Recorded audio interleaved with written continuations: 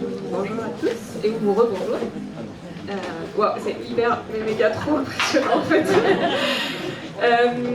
Surtout que normalement c'est pas moi qui devais faire cette conférence, en tout cas pas toute seule, c'est Juliette.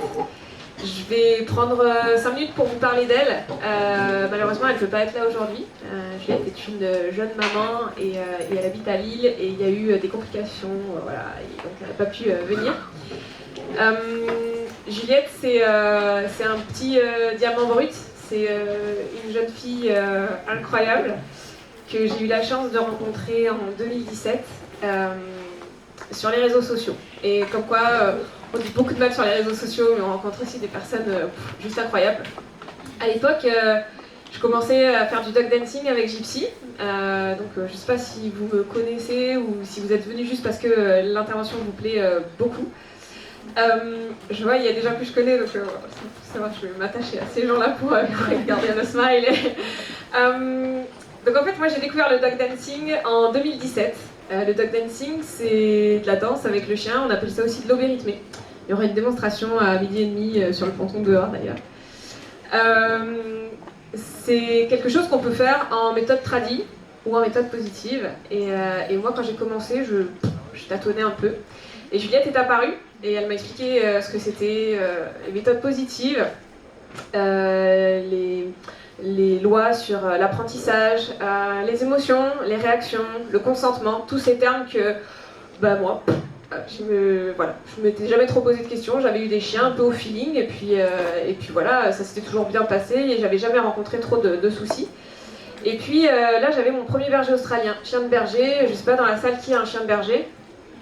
Voilà, bon, c'est des super chiens, mais c'est un peu des bombes quoi, hein. C'est beaucoup d'émotions, beaucoup de réactions et beaucoup de sauts, beaucoup de prédation, enfin bref, plein de choses. Et il y a plein d'autres chiens qui ont plein de particularités, mais moi c'était mon premier berger. Et voilà, et j'ai faisais beaucoup d'erreurs et je la mettais beaucoup dans l'échec. Et en fait, Juliette, avec toute sa pédagogie, à chaque fois me disait c'est super ce que tu fais, mais tu vois, essaye ainsi, essaye ça, travaille les autocontrôles. Et en fait, tout ce qu'elle me disait, tout fonctionnait. Je suis mais elle est incroyable cette nana, et pourtant elle était très jeune. Je vous dirai pas son âge parce que ça vous perturberait. Mais incroyable. Et puis finalement, on a commencé à s'écrire tous les jours. Et grâce à elle, j'ai commencé à faire des choses incroyables avec mon chien. Et j'ai dit, ok, je vais pas garder ça pour moi, ça serait beaucoup trop égoïste. Et j'ai dit à Juliette, on va créer Danse avec ton chien. Et puis si on dépasse, je lui avais dit, si on dépasse 500 abonnés sur notre petit groupe Facebook, eh bien, on lancera la société et voilà, et on va ouvrir les yeux au monde entier sur comme quoi on peut vraiment faire des méthodes positives, on peut vraiment prendre en compte les méthodes d'apprentissage où il y a le consentement, la motivation du chien, les autocontrôles, comme quoi vraiment le chien est un être hypersensible, tellement intelligent que l'humain comprend parfois pas très bien et en fait il faut aider tous ces humains pour aider tous ces chiens. Et donc Danse avec ton chien a été créé en 2017. Les 500 membres sur le groupe Facebook sont arrivés au bout de 2 mois, donc c'était assez incroyable. On a vu en fait que les gens ils avaient vraiment besoin de ces conseils d'éducation positive, de trouver une activité où on apprend plein de choses aux chiens, mais en même temps on s'amuse. C'est pas de l'éducation stricte comme on peut trouver dans les clubs d'éducation canine et tout. Et puis au fur et à mesure, en fait, on s'est retrouvé avec beaucoup de gens qui avaient des chiens très réactifs, très peureux, et qui commençaient le dog dancing avec nous. Et on s'est rendu compte à quel point en fait ça pouvait aider tellement les gens à mieux comprendre leur chien, à créer une vraie relation de confiance. Et du coup, il y a beaucoup de gens qui nous ont dit vous nous avez sauvés grâce au dog dancing. La petite histoire de Juliette, je vais la laisser du coup faire cette vidéo. Je l'ai forcée à se filmer pour que vous la voyez parce que je veux pas me prendre le mérite de cette conférence si jamais vous l'appréciez. Bon, si vous l'appréciez pas, ça sera de ma faute. Mais si elle avait été là, vous l'aurez forcément adorée. Donc je l'ai forcé à faire une petite vidéo pour vous parler, pour que vous puissiez mettre un visage sur ce nom, parce qu'il y a beaucoup de gens à qui je parle de Juliette, mais ils se demandent si c'est pas un fantôme ou une intelligence artificielle. Donc je la laisse parler et je reprends le micro après. Bonjour à toutes et à tous, je suis Juliette Boisdin, éducatrice canin chez Danse avec ton chien. Aujourd'hui, on est là pour vous parler des émotions et des réactions du chien, autrement dit de la réactivité. C'est un sujet qui me prend vraiment aux tripes et j'aurais aimé être là pour vous en parler, Mais je passe la main à Julia qui en parlera tout aussi bien que moi, j'ai totalement confiance en elle. C'est vrai que c'est le sujet qui m'a mis le pied à l'étrier de l'éducation canine, l'éducation positive bien entendu. C'est mon chien, Ever, qui m'a forcé à rentrer dans ce monde que je ne connaissais pas vraiment.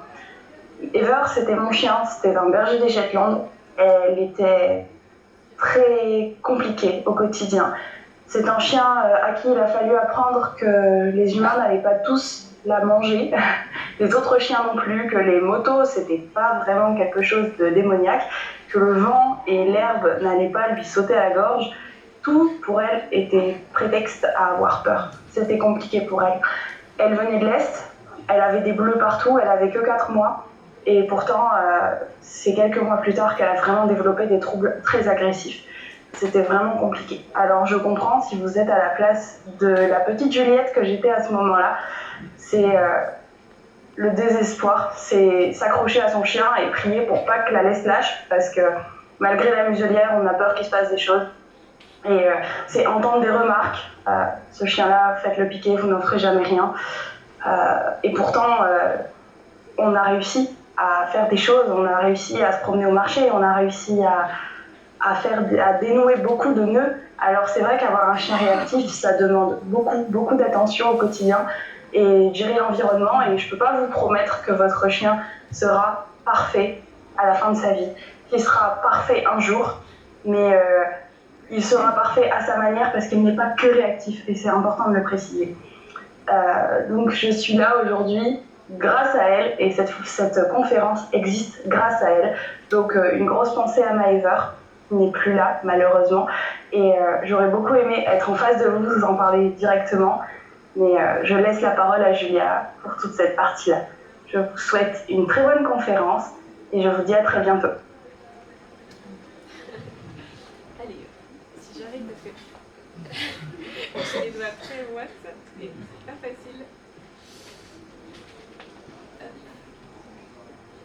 Donc voilà, Ever, donc c'était un berger des Shetland. Juliette, elle avait 14 ans quand elle a récupéré ce chien. C'était un vétérinaire qui lui a donné, il lui a dit c'est simple, ce chien, soit on le pique, soit tu le prends. Mais voilà, c'était un chien qui avait été ultra traumatisé, sorti de trafic slovaque, qui était, comme elle disait, qui avait des bleus partout sur les gencives, enfin bref. Et en fait, elle s'est plongée dans la littérature qui se fait dans les autres pays, parce qu'en France, on était très en retard sur l'apprentissage en méthode positive, comprendre les émotions et les réactions des chiens. On est encore beaucoup dans le coercitif, et d'ailleurs on se bat tous les jours avec plusieurs professionnels que je vois ici contre les a priori qui sont beaucoup véhiculés encore sur les réseaux sociaux malheureusement. Et donc le but pour moi aujourd'hui, c'est d'essayer de vous comprendre, de vous expliquer, de vous accompagner un petit peu dans la réflexion pour comprendre comment fonctionne un chien. Et puis aussi de vous déculpabiliser, parce que avoir un chien réactif, c'est un problème à gérer au quotidien. Et parfois, on a l'impression que c'est de notre faute, et il faut comprendre que c'est pas de votre faute en fait. Même si vous avez peut-être augmenté certains traits en ayant des mauvaises réactions vous aussi, mais on est humain, et nous aussi en fait on est réactifs. Faut le comprendre, en fait, on est tous réactifs, mais à différents degrés. Donc, la réactivité, qu'est-ce que c'est la définition de la réactivité? Donc, comme je vous disais, en fait, on est tous réactifs. On est tous réactifs, ça veut dire qu'on réagit à des stimulus. Ce qu'on caractérise comme la réactivité, ça va être quand on considère que c'est vraiment disproportionné par rapport au stimulus qui a été présenté et que ça se répète en fait, quand ce stimulus se présente. La chienne de Juliette, par exemple, ça pouvait être le vent et l'herbe qui bouge, tout simplement. Et elle commençait à paniquer, puis entre les jambes, elle tremblait. Là, on est vraiment sur une réaction disproportionnée. Et du coup, en fait, c'est une très mauvaise gestion des émotions du chien qui se traduisent par tout plein de signaux et des réactions disproportionnées. Donc, d'où vient cette réactivité? Il peut y avoir différentes origines de cette réactivité. Donc ça peut être un problème lors de la socialisation. comme une sous-exposition ou une surexposition. Il y a beaucoup de gens encore qui disent, voilà, ils ont un chiot, il va montrer plein de signaux, il va montrer qu'il n'est pas du tout ok, pas du tout à l'aise, et il y a des gens qui vont dire, ok, il va falloir qu'il s'habitue, donc je vais continuer à le mettre dans cette situation, puis au bout d'un moment, il va s'habituer.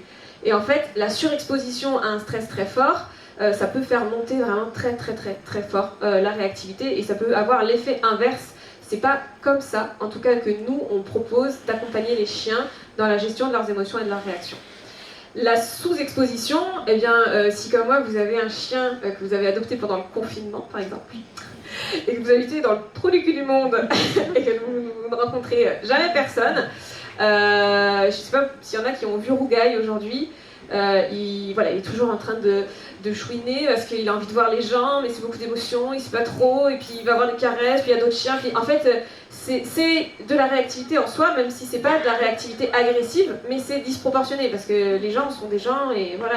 Et lui, pour lui, c'est de la frustration parce que ça pourrait potentiellement être un câlin par personne pendant 5 minutes, et en fait non. Et donc voilà.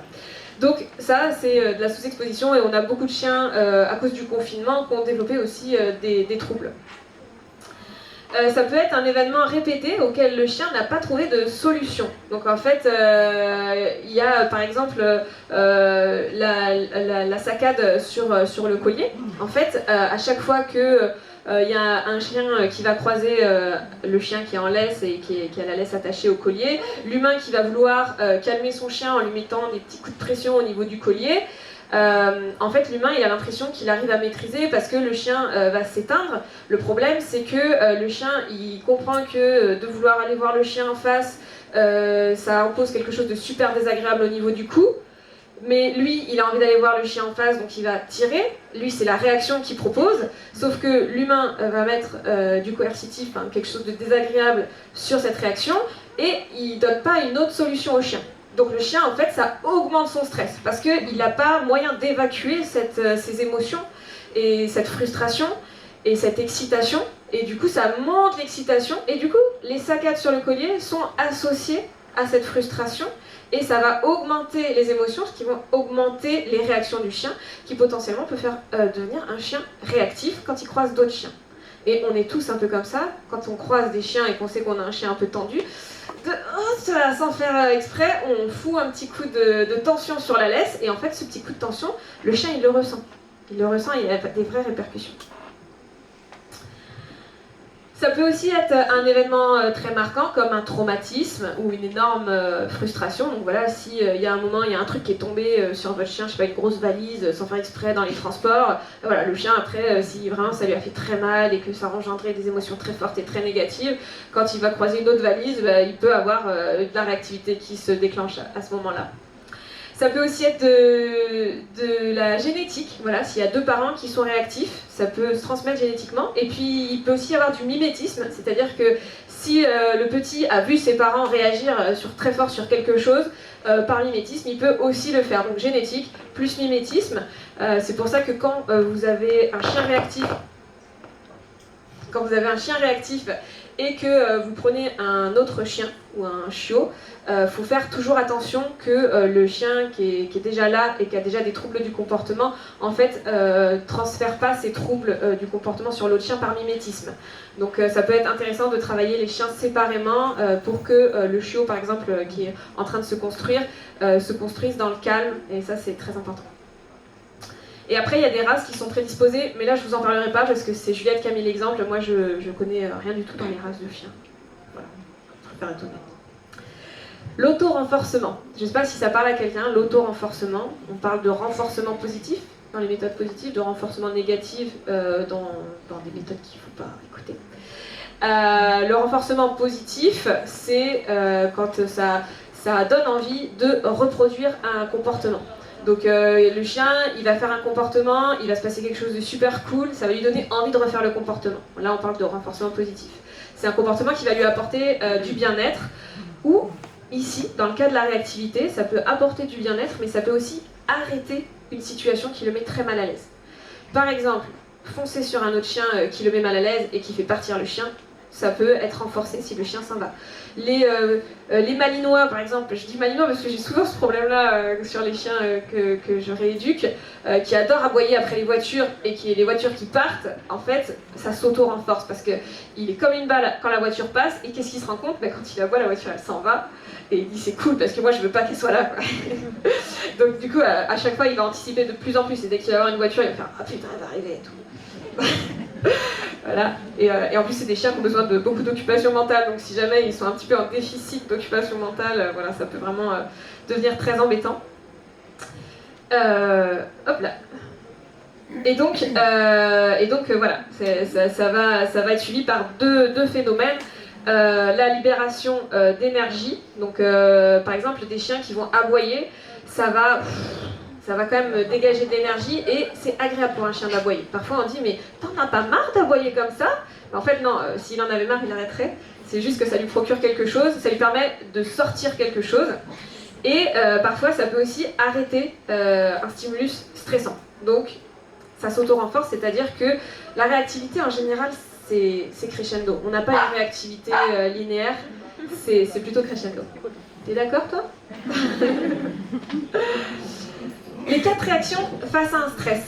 Ça, c'est pour vous aussi. C'est très drôle parce qu'on a une formation en ligne avec Juliette où on accompagne les gens. Et à la fin, les gens nous disent « Ah, mais en fait, nous aussi, on est hyper réactifs. » Mais c'est vrai, on peut être réactif à certains trucs. Moi, par exemple, je suis jeune maman. J'ai 2 enfants en bas âge, en plus de tous mes animaux. Et c'est vrai qu'il y a des fois où je me reconnais et je vois que j'ai de la réactivité sur des stimulus pas normaux. Parce que, en fait, on va le voir juste après, il y a la charge émotionnelle. Et donc, les 4 réactions face au stress, on appelle ça les 4 F. Bon, normalement, c'est en anglais, et nous, on a réussi à les mettre en français. Voilà, donc, on a la première réaction qui va être la fuite. On a peur d'un truc, on se barre, mais dans l'autre sens, et puis loin, et puis vite. Si on n'a pas la possibilité de se barrer parce qu'on a un collier et une laisse, et que, voilà, il n'y a pas possibilité de faire craquer la laisse ou quoi, eh bien, il va falloir qu'on trouve une autre solution. Parce que quand on a l'adrénaline à fond, le corps il dit qu'une chose, c'est faut libérer toute cette énergie là parce que sinon tu vas exploser. Donc si on ne peut pas fuir, on a 3 autres possibilités. Figer, donc s'immobiliser, on essaye de devenir invisible, genre oh là là, j'en peux plus de ça, voilà. Faire le foufou, donc il y a des chiens parfois qui vont commencer à monter en excitation, à jouer, à aboyer, voilà, donc là c'est vraiment ils ont besoin de sortir quelque chose, donc forcément si on leur dit stop, on va pas les aider, on va juste rajouter une couche. Et puis il y a tous ces chiens qui chargent, qui foncent, qui attaquent. En fait, ce qu'on voit, c'est que fuir, figer, faire le foufou, c'est plutôt pacifique. Mais en général, c'est souvent réprimandé par l'être humain. Parce qu'il veut pas que son chien fasse le foufou, parce que voilà, il veut pas que son chien aboie, ou morde la laisse, ou tug, ou tire, ou quoi. Parce que fuir, il a pas le droit, tu reviens. Et puis parce que, bon, se figer, si on a envie d'avancer, ben voilà. Donc, ça veut dire quoi? Ça veut dire qu'on met du négatif sur ces 3 F pacifiques. Et la seule fois où on écoute vraiment le chien, et que ça nous met hyper mal à l'aise, c'est quand il explose. Et c'est seulement là où on l'écoute. Et là, malheureusement, on renforce la réactivité. Ça veut dire, on lui dit, ok, et il n'y a que ce F-là qui va nous faire écouter ce que tu as à nous dire. Et c'est là où nous, les humains, il faut qu'on arrive à se remettre en question et à essayer de comprendre quand notre chien il va être pacifique et ne pas réagir, nous, que à l'agressivité et à la gênance. C'est-à-dire que vraiment, quand on est trop gêné parce que le chien il a l'air diabolique avec les crocs tout sortis, on dit, oh là là. Et là, on dit, oh là là, il faut que je fasse une formation pour la réactivité, parce que mon chien il est hyper réactif. Et en fait, malheureusement, on a laissé la réactivité s'installer et on l'a renforcée. La réactivité, ce qui est très important, c'est qu'elle n'est pas que négative. En fait, on peut aussi avoir des réactivités très très fortes à des choses positives. Et notamment, je vous parlais de Rougail tout à l'heure. Lui, il a de la réactivité associée à des émotions joyeuses. C'est-à-dire qu'il vous aime tous ici. Et que pour lui, c'est beaucoup de frustration de ne pas pouvoir venir vous sniffer un par un et avoir une petite caresse. Et donc là, il va commencer à pleurer, à pleurer, à pleurer. Et puis ça va partir en aboiement. Et puis du coup, il va falloir que moi, je gère cette réactivité-là. Donc c'est différent, mais c'est aussi de la réactivité et c'est aussi un peu compliqué à gérer. La charge émotionnelle, c'est celle-là. Ça, c'est la charge de la jeune maman qui parle. Et malheureusement, c'est l'événement qui va être juste ici, là. Celui qui va déclencher cet événement, c'est celui qui n'a pas de chance. Et parfois, ça arrive que ce sont les enfants et je m'en veux énormément. mais on est humain, faut apprendre à se déculpabiliser. Toute la journée, on va accumuler un truc qui va nous embêter. Ah, un mauvais avis sur Trustpilot, en ce moment j'en ai. Mon chien qui vient d'aller troupoter mes chevaux alors qu'il fallait qu'on fasse autre chose, enfin bref. Je sais pas, je viens de me casser un verre sur le pied. Et puis mes enfants rentrent et là, ma fille est pas patiente, je suis en train d'envoyer un mail super important et elle va venir, elle va me dire maman, maman, maman, et je lui dis attends 2 secondes, et là, et mince, j'ai été réactive sur ma fille. Ok, on souffle, on s'excuse, c'est humain. On peut craquer sur son chien aussi, c'est humain, c'est pas grave. On prend en considération ce qui vient de se passer et on se dit ok, qu'est-ce qui s'est passé? Et en fait, la charge émotionnelle, elle s'accumule. Premier événement mauvais de la journée, ok, ça redescend, on souffle un petit peu, mais hop là, il y a un autre mauvais événement, ça arrive au travail souvent. Et c'est souvent le collègue qui a juste fait une toute petite embrouille et qui va se prendre l'explosion finale. Le problème avec la charge émotionnelle, c'est que parfois pour les chiens, il faut 1 heure, 1 journée, 1 semaine pour redescendre au seuil de base. Et c'est ça qui est super, super, super important à comprendre.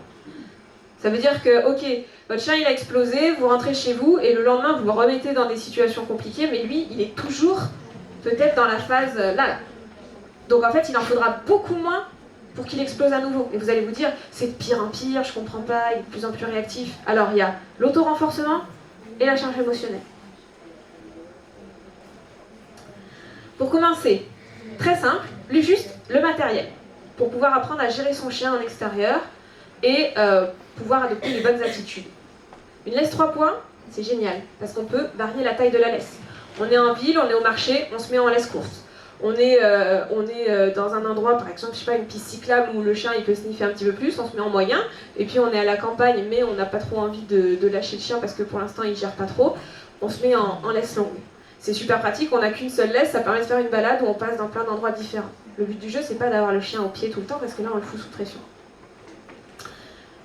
La longe, qui est tout en bas, ça c'est bien quand on a un chien qui n'a pas le rappel et qui ne va pas gérer les interactions avec l'extérieur ou avec les enfants, avec les voitures, avec les joggers, enfin bref, on a la longe, ça permet d'avoir la semi-liberté pour travailler le chien et pas le mettre en échec.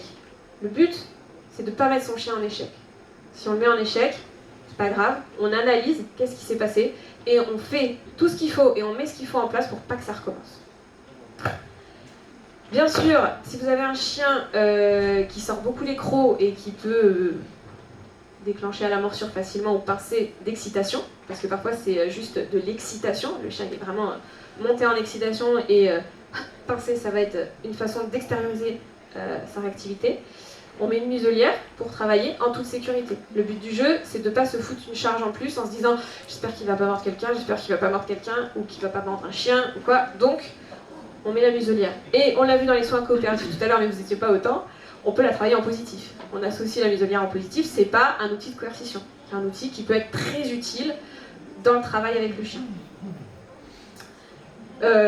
Juliette adore parce qu'elle utilise des muselières roses par exemple. Et Sophie, tout à l'heure, on avait une vert pomme vraiment trop belle.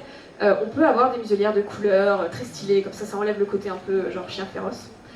Et les friandises et les autres renforçateurs. Voilà. Il faut apprendre à connaître son chien. On n'a pas que de la nourriture comme renforçateur. On est en extérieur, il peut y avoir plein de choses. Sniffer la touffe d'herbe, aller faire pipi, aller nager dans l'eau, courir et jouer avec son humain, on peut avoir de la bouffe, on peut avoir des jeux.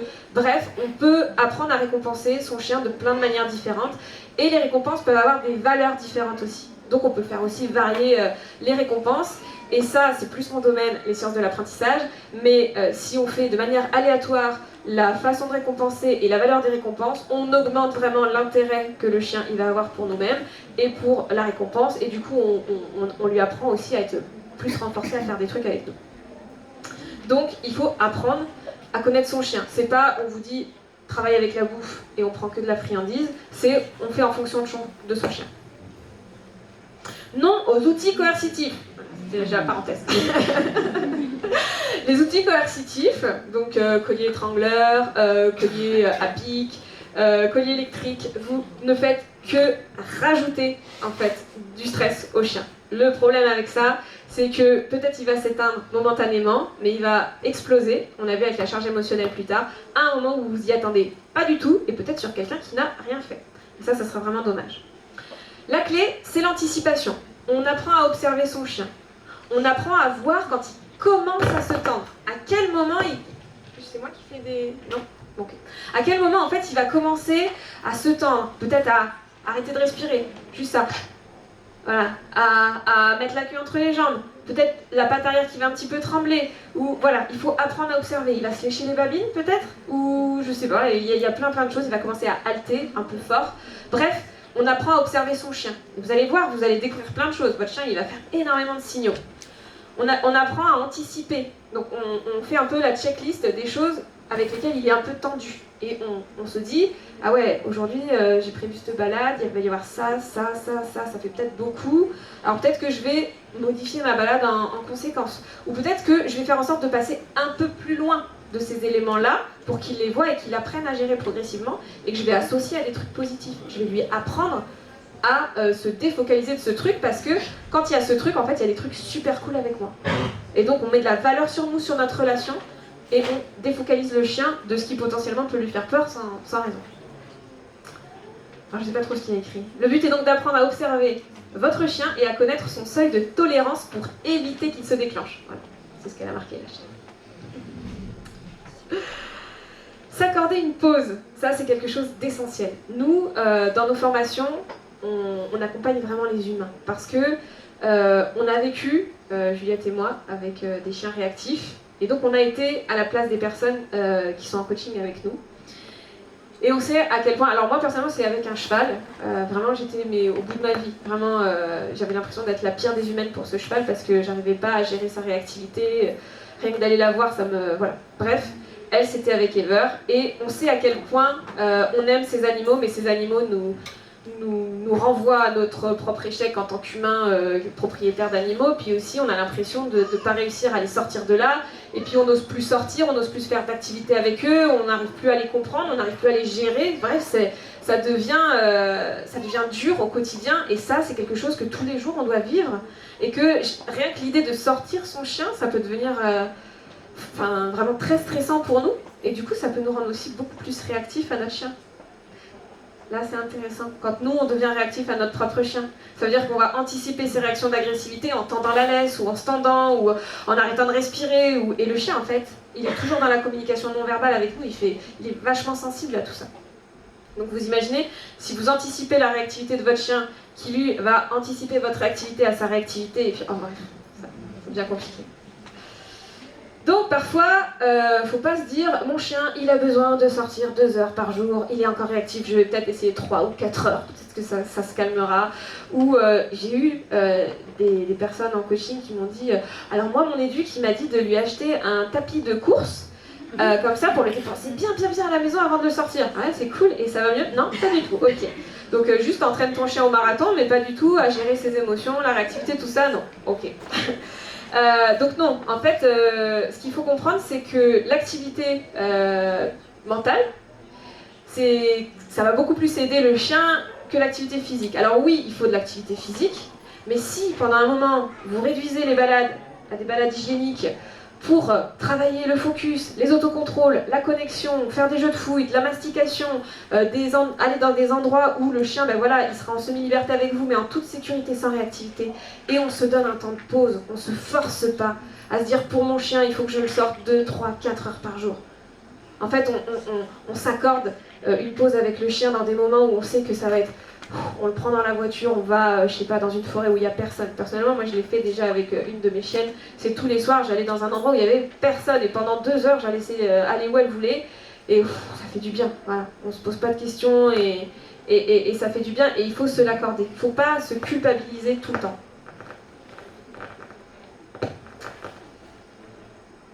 Voilà, et ne vous sentez pas obligé de travailler tout le temps et en même temps. Ouais, il faut que je fasse les soins cop, en même temps il faut que je lui apprenne, là il faut que je lui fasse de la fouille, de la mastication, de l'éducation, du truc, et le chien il est surstimulé, il n'en peut plus, et voilà. Ouais, vous pouvez, franchement, alors je fais une démo tout à l'heure avec Rougaï, je vous l'ai dit devant, il a pas dansé depuis 3 mois je pense.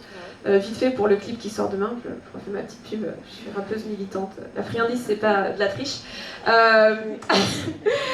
Mais voilà, je ne l'ai pas entraîné depuis super longtemps. La seule chose qu'il fait, c'est être avec moi, m'aider à aller m'occuper des chevaux, être dehors, il respire, on est tout le temps dehors. Nous, on a la chance de vivre à la campagne, on est tout le temps dehors. Mais je ne lui ai pas travaillé quoi que ce soit. Bon, ça se trouve, ça va être catastrophique tout à l'heure, mais si ça se passe bien, ça sera la preuve aussi que vous n'êtes pas obligé de tout le temps travailler des trucs. Vous pouvez aussi lui faire des activités en autonomie, de la fouille, de la mastication, si vous n'avez pas le temps de vous en occuper. Voilà, le but c'est qu'il ait quand même son occupation journalière, une petite balade quand même sympathique, les balades hygiéniques parce que ça c'est le fondamental, mais on ne se met pas la pression. Si c'est que 2 ou 3 fois dans la semaine qu'on a une activité plus intensive avec lui, ben c'est que 2 ou 3 fois, et puis si c'est que dans le mois, ben c'est que dans le mois, et puis c'est pas grave. Il y aura des moments où ça sera beaucoup mieux, et puis il y a des moments où nous-mêmes on a des soucis et où ça va moins bien, et ça se passe nickel.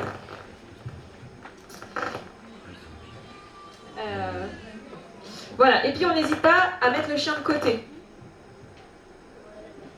On n'hésite pas à mettre le chien de côté et à ne pas le mettre en échec. Si notre chien il n'aime pas les enfants et qu'on a des enfants qui viennent à la maison, on met le chien de côté avec une occupation super cool. Voilà, c'est pas grave. Les gens ils me disent ouais mais je veux pas le punir. Mais en fait c'est pas le punir, tu lui rends service. Tu lui rends service parce que tu le mets pas au contact de ce qui le stresse. Tu lui donnes une occupation super cool et tu le travailleras progressivement et ça va venir. Et les enfants il en aura plus peur au bout d'un moment. Ça viendra progressivement. Après ça sera jamais ses meilleurs amis. Ou peut-être que si, on sait pas d'ailleurs parce que chaque chien est vraiment super différent. Voilà, Juliette, elle dit vous avez le droit de vous protéger et de protéger votre chien. On a envie de progresser, mais le principal, ça reste l'équilibre. Il ne faut pas que le bien-être de votre chien entame votre propre bien-être. Il faut qu'il y ait un équilibre entre les deux. Voilà. Il faut penser à vous. Ne vous sacrifiez pas corps et âme pour votre animal. Il faut qu'il soit bien, mais vous aussi, vous êtes important. Important et importante. Ne jamais punir un chien réactif. Combien de fois j'ai vu des... Je suis désolée, ça grésille beaucoup. C'est peut-être moi, non? Combien de fois j'ai vu des gens qui sanctionnent ou qui fâchent très fort un chien parce qu'il vient de grogner sur un enfant. C'est ah non, ça t'as pas le droit. Hein. Mais en fait, juste il a grogné, il a rien fait de mal. Alors oui, on a eu peur, nous, et on a été un peu réactifs sur le chien. Ouais. Ouais. Si, je crois, non? Non. Si. Ah, si, vous m'entendez là? Ouais, c'est bon. Okay. Donc oui, nous aussi, on peut être réactif sur notre chien parce qu'on a eu peur, parce que vraiment, voilà, forcément, un enfant, un chien... Alors, petit conseil, juste un petit aparté, on ne laisse jamais un enfant et un chien, même si on lui accorde son entière confiance, on ne laisse jamais un enfant et un chien sans la surveillance d'un adulte. Jamais, jamais, jamais, jamais, jamais et jamais. Vraiment. 80% des morsures, ou plus de 80% des morsures, se font sur des chiens sans antécédents, super cool, des chiens de famille, avec une interaction non surveillée d'un enfant. Et ça ne fait pas des chiens méchants, en fait. Ils ont mordu, mais sûrement avant, ils ont envoyé beaucoup de signaux. Ou alors, ils ont été surpris et ils ont réagi très fort. Voilà, donc, on ne punit pas un chien réactif parce que la coercition, la punition, ça va augmenter les émotions négatives, augmenter le stress, la frustration, tout ça. Et en fait, ça va peut-être éteindre le chien sur le moment, je vous l'ai dit tout à l'heure, mais l'explosion, elle arrivera plus tard. Et surtout, si on n'écoute pas le grognement, qui est juste « je suis mal à l'aise dans cette situation », c'est juste ça, « je suis mal à l'aise dans cette situation ». Et j'aimerais arrêter cette situation. Et comme on a dit tout à l'heure, qu'est-ce qui va renforcer cette réaction? Et bien, c'est le fait que l'interaction s'arrête, enfin la situation s'arrête. Et du coup, le chien va dire « ouf, quand je grogne, ça s'arrête, cool ». Si ça s'arrête pas, qu'est-ce qui va se passer? Le chien, il va chercher et là, il va essayer autre chose, et un stade au-dessus, et ça va être pincer et peut-être mordre. Et là, l'interaction, elle va s'arrêter, oui. Et donc, malheureusement, ça se sera renforcé. Donc c'est là où c'est important de comprendre. Un chien qui grogne, on ne fâche pas le chien, on lui dit que c'est bien, et on l'éloigne ou on demande à l'enfant de s'éloigner. Et on reste gentil avec tout le monde. Et en fait, on ne monte pas non plus en excitation. Alors sur le moment, on peut avoir peur et on peut avoir une mauvaise réaction, ok.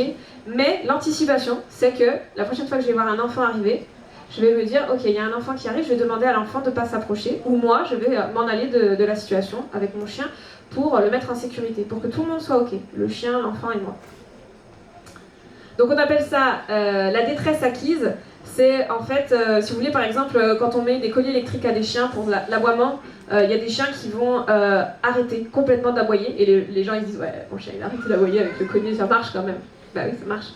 Mais qu'est-ce qui se passe? En fait, il a arrêté d'aboyer parce que, voilà, ça fait mal. Mais du coup, il a arrêté de faire beaucoup de choses aussi, à mon avis. Il mange moins, il joue moins, et il est en train de se dire, ok, de toute façon, si je dis que ça va pas, je me prends des décharges, donc je vais plus rien dire, mais ça va pas. Et on peut avoir des chiens qui tombent en dépression à cause de ça. Et puis surtout, c'est des chiens qui vont devoir sortir cette énergie en trop, ces émotions en trop, sur autre chose. Donc souvent, éteindre par la coercition, ça va reporter en fait la réactivité sur autre chose. Alors qu'est-ce qu'on travaille? Magnifique photo. Le focus. Donc le focus, c'est quelque chose qui n'est pas sous signal. C'est pas, on ne demande pas au chien de nous regarder. C'est dès que le chien il nous regarde, on renforce. Et comme j'ai dit tout à l'heure, il y a plein de façons de renforcer. On renforce avec de la nourriture, du jeu, avec une caresse, avec l'autorisation d'aller sniffer. Bref, on est en balade, le chien nous regarde, on est tout le temps content et on apprend à regarder son chien et à lui dire ouais, c'est bien. Ça marche bien en général et du coup ça crée une vraie relation.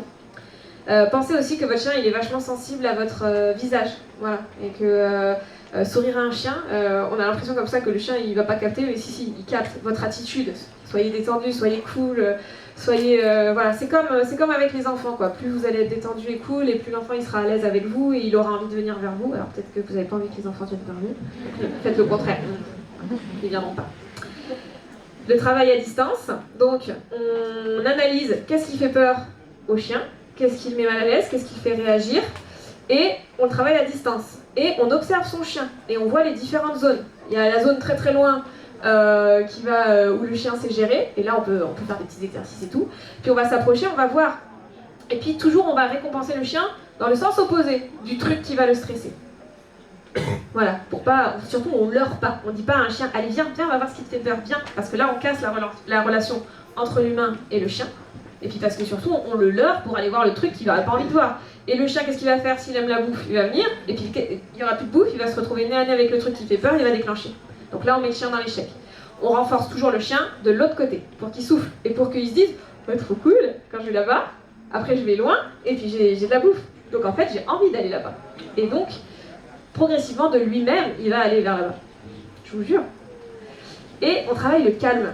C'est-à-dire que si on a un chien qui est plein de balles, on travaille le calme, mais d'abord dans un endroit où il n'y a pas de distraction, à la maison, tranquille. On apprend au chien que être calme, c'est super bien. Et alors on dépose des friandises, on va faire un petit câlin, on fait... Voilà, et on le laisse dans son calme. Voilà, et il faut vraiment que le calme soit associé à un truc très très cool. Et progressivement, on se déplace et on va dans des endroits où il y a de plus en plus de distractions et on va se rapprocher après peut-être des stimulus qui vont un petit peu l'exciter. Ces trois choses, on les travaille séparément. On les travaille d'abord dans des endroits où il n'y a pas d'excitation, de stimulus ou de trucs qui font peur.